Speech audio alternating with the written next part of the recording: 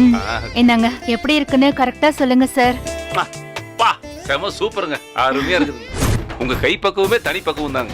நம்ம ஒரு sleeping dose Adyar அனந்தபவன் ஸ்டைலில் வாயில் வச்ச உடனே இறங்குற மாதிரி சூப்பராக ஒரு வெண்பொங்கல் எப்படி பண்ணலான்னு பார்த்துடலாமா? இதுக்கு மெஷர்மெண்ட் வந்து ரொம்ப முக்கியங்க. 1 டம்ளர் பாசிப்பருப்புக்கு 1 டம்ளர் பச்சரிசி எடுத்து பாசிப்பருப்பை வந்து ட்ரை ரோஸ்ட் பண்ணிவிட்டு பச்சரிசியும் பாசிப்பருப்பையும் ஒன்றா சேர்ந்து இந்த மாதிரி அலசி எடுத்து ஒரு 5 மினிட்ஸ் பக்கம் ஊற வச்சுருங்க. ஊற வச்சதுக்கப்புறமா குக்கரில் அந்த பாசிப்பருப்பையும் அரிசியும் சேர்த்துட்டு 5 டம்ளர் தண்ணி விட்டு அதில் கொஞ்சமாக உப்பு நெய் போட்டு ஒரு 5 விசில் பக்கம் விட்டு தனியாக இறக்கி வச்சுருங்க.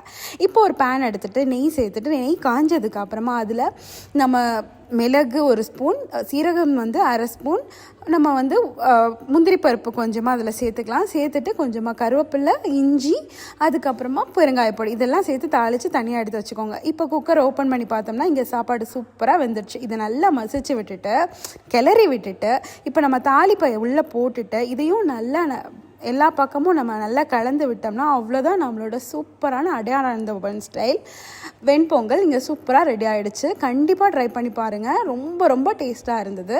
நைட் டைமில் சாப்பிட்டிங்கன்னா இன்னும் ரொம்ப டேஸ்ட்டாக இருக்கும். ட்ரை பண்ணி பாருங்கள்.